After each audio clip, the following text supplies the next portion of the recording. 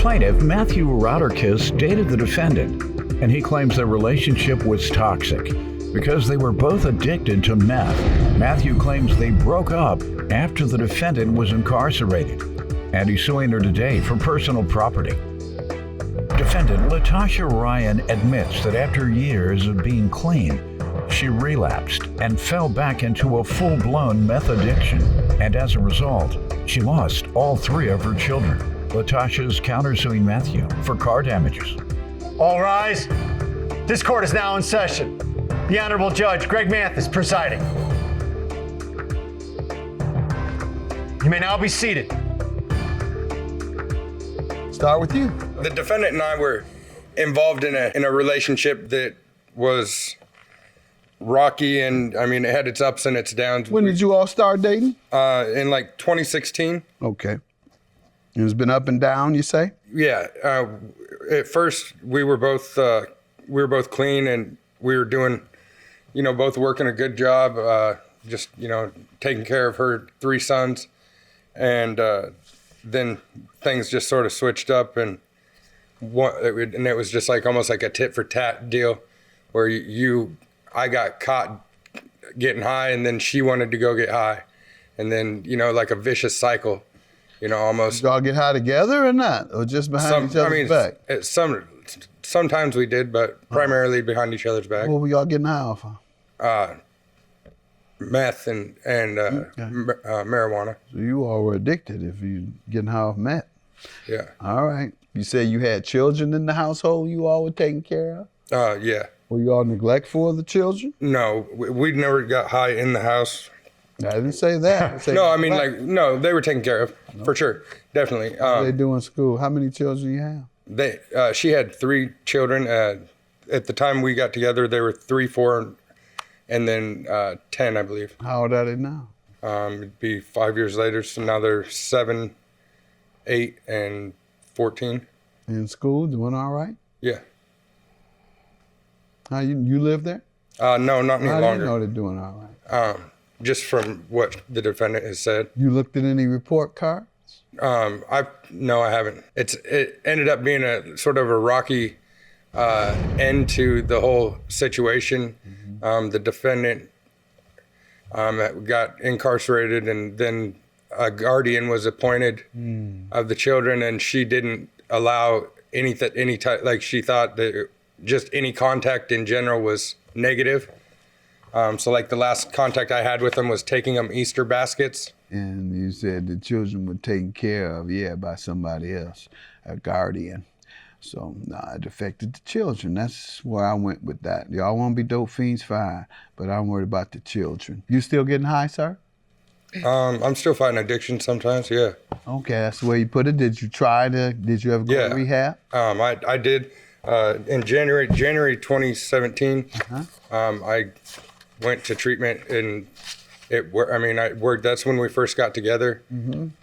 That's sort of what our relationship was built on, was that clean. You all met in sober living? We come from a small town, right, in Nebraska, and like labels are everything there. Like it's hard to beat any type of. I got you. You know what I mean? Like, so once you're just labeled something, there's no coming. Same in the big city. Yeah, for sure.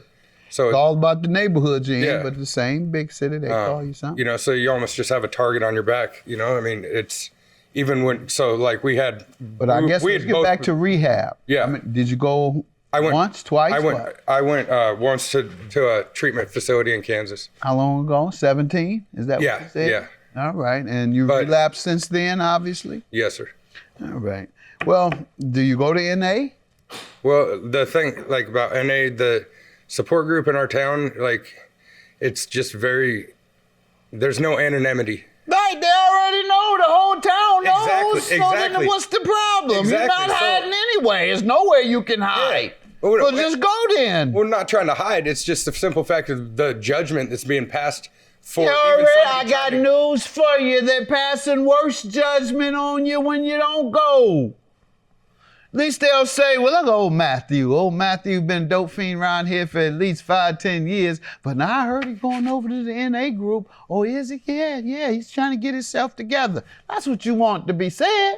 You Right. don't want to be saying, Matthew been there yet? He ain't started going there? Yeah, he still ain't trying to do right. The thing is, like, I mean, it's probably my own doing, but like going back to the same, okay, I went to treatment, but then I went back to the same town. You know what I mean? And just the same environment. That's why you got to go to NA. NA has to be your environment. You can't move, you don't have the money. So you go to NA.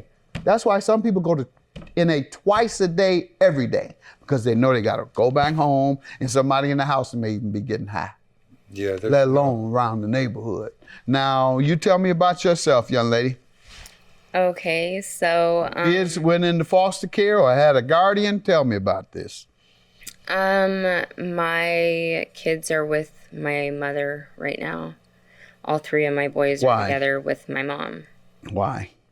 Because after being sober for years, I relapsed, and at first just one slip up, like 3 months, and then another, and then finally it just was every day. Full addiction, full blown addiction. Yeah, pretty much. Well, do you go to NA? Well, the thing, like, about NA, the support group in our town, like, it's just there's no anonymity. Right, they already know, the whole town knows. Exactly, So then exactly. what's the problem? You're not Exactly, so- hiding anyway. There's nowhere you can hide. Defendant Latasha Ryan dated the plaintiff, and he claims their relationship was toxic because they were both addicted to meth. When's the last time you've been to rehab? Or NA even? Quite a while. Yeah, why? Because you don't want the town to say she goes to rehab either. No, I. No, y'all mind not right. No, it's I'd not rather have even people like saying that. she's going to rehab rather than he's a low down dope fiend stealing everything that they nailed down. I don't go because I feel like it's just a big reunion, really. Like, When you go to NA, it's a reunion, yes, of recovering drug addicts or in recovery, trying to change. So yeah, I keep telling y'all still got the same tag on your back. It's worse. The jacket is worse when you're using rather than recovering. People know both instances. And the thing is, like, the NA meetings where we're at, they tend to be sick meetings, like, where people are using in them that are going to them. That's what they call. That's the first time I've heard this. That's what they call where NA people, they get high there. Well, not necessarily, they're people but that they're there. constantly Yeah, get they're there and they're high. And you say Or- sick meetings? Is Yeah, that- exactly. That's a term they use to Yeah. describe NA meetings where people come high. Right. That's mean right. a lot of people come 'Cause high. you're not It's a getting sick meeting. Yeah, Okay. exactly. I learned something else, something new about drug addiction. Yeah. Okay. I mean, so it's not, that the fellowship is even there to where someone might be selling drugs and they might be trying to build a relationship on false pretenses just to capitalize on your vulnerability at the time. Okay. Got it. All right. Understood. Anybody need help before we get into this? Y'all want me to help you get clean? Man, You? You think you clean, don't you? no, sir. All right. Good.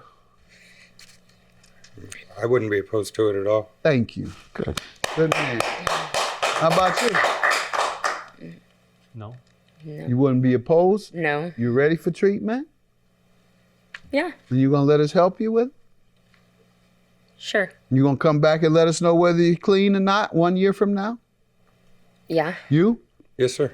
By phone or however. You don't have to come here. Just let us know one way or the other, and we can give an update. All right. All right. Now, what happened here with the personal property you're suing her about? Everything happened. Y'all Yeah. look at it. Tell me what happened. Pretty much. So when the defendant was incarcerated, I left all the belongings that I had pretty much at the house because I didn't want the boys to come home from school and like feel like it was bare walls for some reason. You know what I mean? Mm-hmm. I just wanted to still feel like home, and not have them feel any more uncomfortable than the situation we already had put them in. Good. And I was under the impression that the agreement was that she was going to replace the things and I'd just take them as we go, you know what I mean, and just swap them on in and out. Got it. Little did I know. Get a new bed and give you your bed. Exactly. Get a new whatever Exactly. and give you Exactly. your dresser. Exactly. Got it. Mhm. And that never was the case.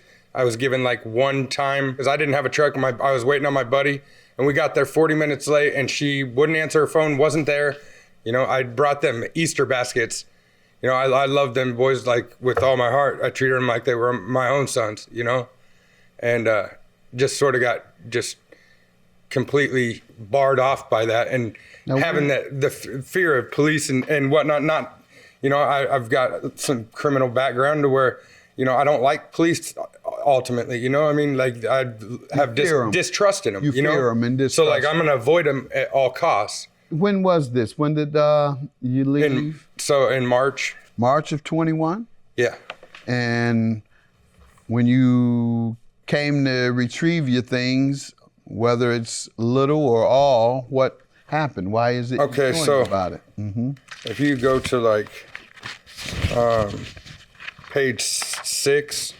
So what is it? You're keeping my S then, or I can come get S, or what do you need to check with? Because you obviously can't do it alone. Trying to instigate things as well. Thank you. Yeah, That's without a you, doubt. right? Yeah, that's me. Right. That's some childish stuff. Excuse my language. And I'm not sure what he. But right here is where she clearly says that I'm suing. I'm not so. sure exactly what it is you're trying to take, because if it's the bed, the washer, and the dryer, it's not going to happen because you're suing me for those things. So you're not taking them. Right. And then, so after that was taking place, there was other just text messages with her saying that. Well, let me just ask her first before we get to your evidence. Okay. Let me just let her Sure. respond, and then we'll go directly to Yeah. your evidence. Ma'am, what do you say about this property? The property that was in my house for more than 8 months, he did have a couple chances to come get, and the washer and dryer, we had a rocky relationship, okay? It was on off. He moved out and he left the washer and dryer, and he moved back in. The washer and dryer was still there, and yeah, I told him he wasn't taking that. And then the bed, How long you all lived together? 4.5, 5 years. It's not, you know, that the fellowship is even there to where someone might be selling drugs and they might be trying to build a relationship on false pretenses just to capitalize on your vulnerability at the time. Okay, got it. All right, understood. Anybody need help before we get into this? Defendant Latasha Ryan dated the plaintiff, and he claims their relationship was toxic because they were both addicted to meth. Did you commingle your monies together? Who purchased the washer We dryer? split bed? all the bills, so The purchases were made by me. When? While you were together? Yeah, the individual purchases. So like the washer and dryer, I bought when I was working at the moving company. You all were living together, so she was contributing some type of money to the household. That was just like the electric and rent. We split. But I mean, those are you got to give and take with that. The items that Everything is give and take. You just used it. You just said the right thing. You got to the exact point I'm getting to. Everything when you're living together is a give and take situation. Some person pays for this, the other person pays for that. And no one wants to go. A judge doesn't go 4 or 5 years, nickel and diamond, to see who paid for what. Right. If you all have been living together and co-mingling your funds, even though it's not a marriage, the judge can determine that since you've co-mingled your funds and he can't determine who's what and what offsets what. the individual items that I have on this breakdown are the personal items of mine. I know, that's what you say, but you bought them when you all were together. But no, it was not. Our money was not grouped together Were you at any living point in time. together? Yes, but that doesn't make our money. It does. It makes it absolutely that. So I'm not going to debate with you. What's your counterclaim for car damages? Next you're going to want me to know. Next you're going to want to calculate who bought the dope. Go ahead. What, man? No, she sold the car items. damages. What? So the car damages. Sold half of her own property. That's what I'm telling you. No, she sold all of it. Right, and half of it was hers. That's what I'm telling you. Half of everything in that house was hers. How? You co-mingled your money. No, I we know you didn't. don't understand, but I don't care because whether that's you not do the way or it not. was. You're gonna She take didn't this even work. judgment and you're gonna get out of here. Glad you didn't say another word, else you wouldn't get that. What's your counterclaim? My tires alone were $1,200. You have evidence that he did something to your tires? What evidence do you have? Text message. From him? Admitting it? Yeah. What page? Oh, I don't have it submitted. Sorry. What's so funny? I'm sorry. Nothing funny. This is what I have. Your claim is dismissed, ma'am, and yours is half granted.